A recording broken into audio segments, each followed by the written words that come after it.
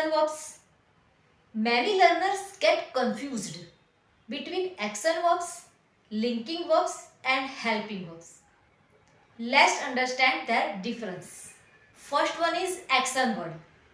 Action word shows what we do. Action word ક્રિયા બતાવે છે. Example, she runs fast. એ ઝડપથી દોડે છે. Runs shows action. Next one is linking verbs. It shows state of being, not action. Example, she is happy. It shows linking verb.